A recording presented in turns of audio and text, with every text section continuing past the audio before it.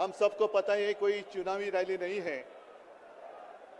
अपनी दो बहनें हिम्मत से लड़ रही है। अगर बहन हिम्मत से लड़ रही है तो भाई कैसे पीछे रहेगा। और इसलिए हम सब दोनों अपनी जो बहनें हैं, कल्पना जी हैं, सुनीता जी हैं, आप चिंता मत करो। सिर्फ हमें नहीं, पूरा अपना देश हिंदुस्तान आपके साथ में है।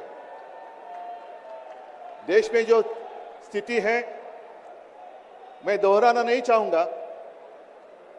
कुछ दिन पहले आशंका थी कि क्या हमारा देश तानाशाही की ओर चल रहा है, लेकिन अब वो आशंका नहीं रही, अब वो सच्चाई है। अगर बीजेपी सरकार को ऐसे लग रहा होगा कि अरविंद जी को अरेस्ट किया, हेमंत जी को अरेस्ट किया तो लोग डर जाएंगे, लेकिन उनको आज तक पता नहीं, उन्होंने अपने देशवासियों को कभी पहचाना नहीं।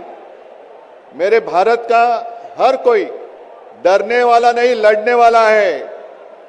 और अगर हिम्मत है तो बाकी आपकी सारी एजेंसीज हैं, ईडी, सीबीआई, इनकम टैक्स, जैसे हम इंडिया गठबंधन बनाकर सबके सामने आए हैं। अगर आप में हिम्मत है तो बीजेपी को मैं कहता हूं, चुनौती देता हूं कि बाकी सारी लोगों को छोड़ दो, आप सीधा आपके बैनर पर लगा दो कि बीजेपी के साथ जो 3 साथी पार्टी है वो ईडी, इनकम टैक्स और सीबीआई है। लेकिन अब समय आया है, कितने दिन तक हम उनकी आलोचना करते रहेंगे। अब तो उनका सपना ऐसा है कि 400 पार। मैं पूरे देश को आह्वान करना चाहता हूं कि एक व्यक्ति और एक पार्टी की सरकार देश के लिए खतरनाक हो गई है, और अब वो समय आया है कि एक पार्टी और एक व्यक्ति की सरकार नहीं चलेगी। पूरे देश को मैं आह्वान करता हूं कि हम सबको अब चाहिए, मजबूत देश चाहिए, और मिलीजुली सरकार हमें लानी ही होगी।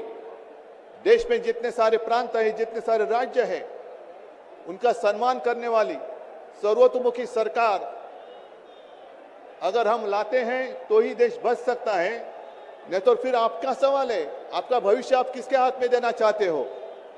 हम सारे आए हैं चुनाव के प्रचार के लिए नहीं आए हैं, हम प्रजातंत्र की रक्षा के लिए आए हैं।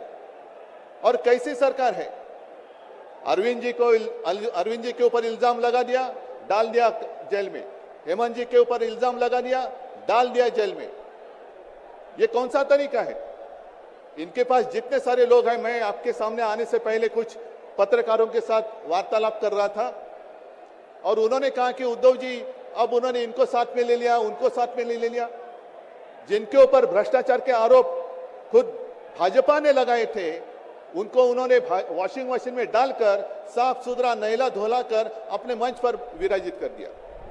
तो आप क्या विश्वास रख सकते हैं। जितने देश में भ्रष्ट लोग हैं, उन सारे लोगों को इकट्ठा लेकर बीजेपी देश को विकास के राह पर लेके जा सकता है। भ्रष्ट लोग देश का विकास कर सकते हैं। तो ये सारी उनकी जो बातें हैं, आज जो अपनी रैली है, किसी ने कहा कि बीजेपी ने इस रैली को ठगों का मेला कहा है। क्या आप सारे लोग ठग हैं। मेरे देश के वासी, मेरे देश प्रेमी लोग क्या ठग हैं। ये तो भ्रष्ट लोग हैं, भ्रष्टाचारी लोग हैं जो भाजपा में है, जुमलेबाज लोग हैं।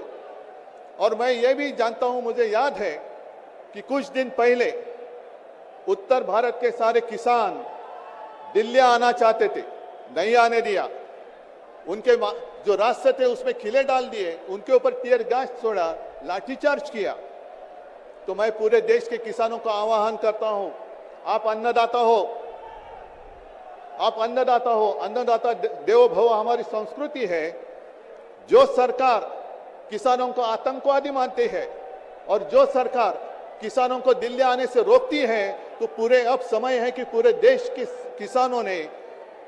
किसानों को आतंकवादी समझने वाली भाजपा सरकार को दिल्ली आने से रोकना होगा। जैसे आपकी राह, उन्होंने आपके रास्ते दिल्ली आने से रोकी थी, वैसे अब किसानों ने बीजेपी को दिल्ली आने से रोकना ही होगा। और एक नारा जो मैंने मुंबई में दिया था, वो जो कहते हैं कि आपकी बार 400 पार, मैं आपको आह्वान करता हूं कि जहां से आप आए हुए हैं, आप जाओ, अपने घर पे जाओ, जहां भी जाएंगे, गांव में जाओ, लेकिन एक नारा आपको देना होगा तानाशाही के खिलाफ, अब की बार भाजपा तड़ी पर। अब की बार भाजपा तड़ीपार और ऐसे तानाशाही करने वाली सरकार अब हम दिल्ली आने नहीं देंगे। यही शपथ लेकर आगे हमें जाना होगा। और फिर से एक बार सुनीता जी, कल्पना जी, आप चिंता मत करो, पूरा देश आपके साथ है। आप लड़ाई जीतेगी और हम सब लड़ाई जीतेंगे, प्रजातंत्र जीतेगा। जय हिंद।